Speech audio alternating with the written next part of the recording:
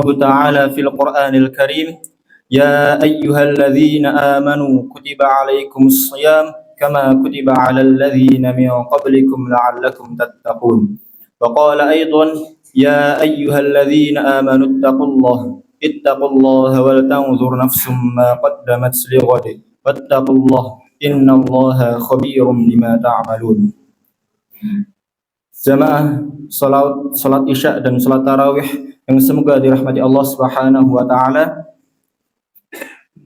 Berdirinya saya di sini insyaallah akan sedikit membahas mengenai muhasabah diri di dalam bulan Ramadan. Meningkatkan kualitas ketakwaan adalah sebuah keharusan bagi setiap umat muslim, khususnya di bulan Ramadan ini. Ia adalah bulan yang agung derajatnya, di mana pintu kebaikan dan pengampunan dibuka seluas-luasnya. Namun, sebagai manusia, kita harus sadar bahwa kita adalah makhluk yang tidak luput dari salah dan juga lupa. Introspeksi diri merupakan salah satu cara untuk meningkatkan kualitas ketakwaan dan memantaskan diri untuk mendapatkan pengampunan Allah Subhanahu wa taala. Dan jangan sampai di bulan yang luar biasa istimewa ini seseorang tidak mendapatkan ampunan dari Allah Subhanahu wa taala. Sebagaimana perkataan malaikat Jibril pada baginda kita Nabi Muhammad sallallahu alaihi wasallam yang berbunyi, "Wa man adraka Ramadan falam yughfar lah fa ab'adahu Allah qul amin fa qultu amin." Rawahu Tabrani.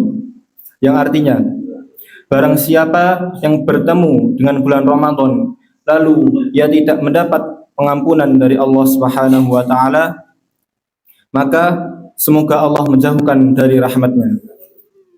Dan malaikat Jibril berkata kepada Nabi Muhammad, "Katakanlah wahai Nabi, amin."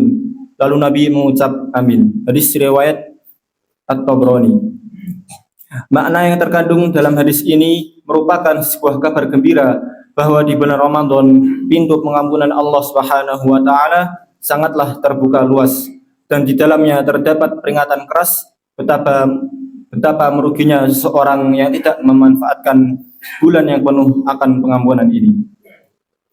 Muhasabah diri atau introspeksi diri dari beberapa hari bulan Ramadan ini sangatlah penting karena ini merupakan proses refleksi atau mengetahui diri kita untuk mengukur seberapa maksimal kita menjalankan ibadah di bulan Ramadan. Dan seyogyanya bagi umat muslim, muhasabah diri dilakukan dengan serius dan istiqomah. Pasalnya, muhasabah merupakan amalan yang diperintahkan oleh Allah Subhanahu wa taala di dalam firman-Nya. Ya ayyuhalladzina amanu taqullaha wa la tanzur nafsum ma qaddamat lighad. Wattaqullah innallaha khabirum bima ta'malun.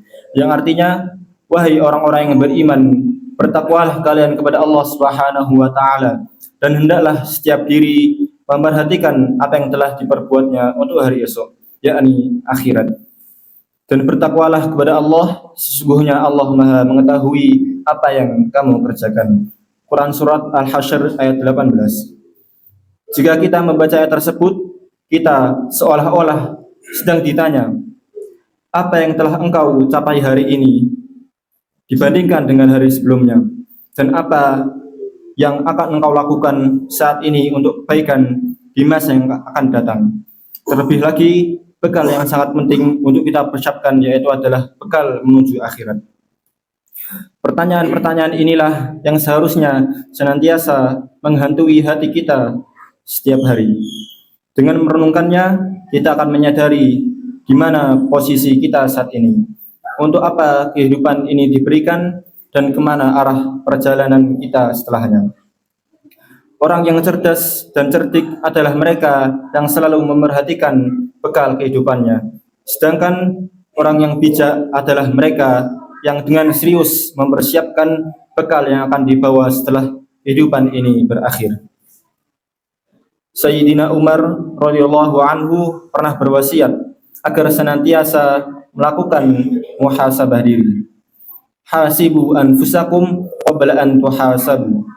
Yang artinya, hisablah diri kalian sendiri sebelum kelak engkau akan dihisab dengan hisab yang sebenar-benarnya, yaitu adalah hisab di hari kiamat kelak. Hisab ini adalah rangkaian peristiwa yang akan dialami oleh setiap makhluk kelak di hari kiamat. Pada hari itu, semua amal perbuatan manusia akan dimintai pertanggungjawaban. Oleh karena itu, berusaha dengan sungguh-sungguh untuk meringankan hisab adalah keharusan bagi orang-orang mukmin. Sebab dalam perhitungan amal nanti, setiap orang akan menghadapi hisabnya sendiri-sendiri tanpa bantuan orang lain. Dan bayangkan bagaimana takutnya ketika kita diinterogasi atau ditanya oleh seseorang yang mungkin kita segani dan kita takuti di dunia ini. Maka ingatlah bahwasanya hisab di hari kiamat jauh lebih dahsyat dari itu. Allah Subhanahu wa taala lah yang sendiri akan mengadili, meminta pertanggungjawaban atas amal perbuatan kita, serta menanyakan bagaimana nikmat-nikmat yang telah diberikan, apakah kita gunakan dalam kebaikan ataupun keburukan. Dan juga Allah Subhanahu wa taala akan menampakkan salah satu sifatnya dari asma-asma'nya, yaitu adalah Al-Muntaqim, zat yang maha membalas.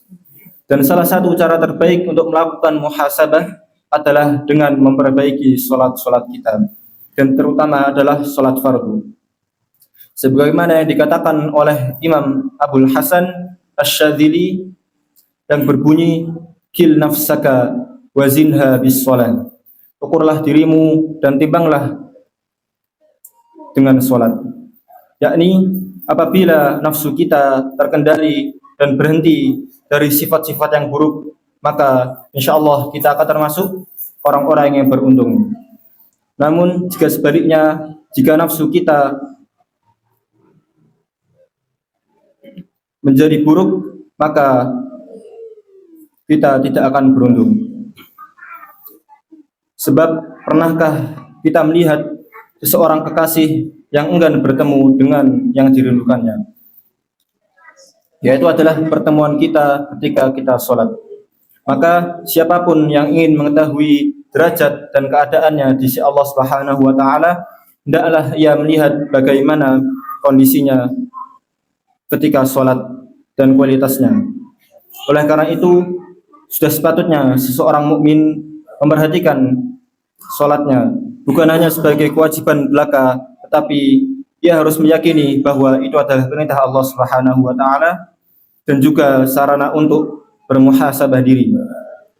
Terlebih di bulan Ramadan ini yang insya Allah Allah Subhanahu wa taala akan memberikan ampunan kepada kita semuanya. Mungkin ini bisa bermanfaat bagi jamaah sekalian. Apabila ada salah kata, mohon dimaafkan. Billahi taufik wal hidayah wal ridha wal inayah. Assalamualaikum warahmatullahi wabarakatuh. Kalau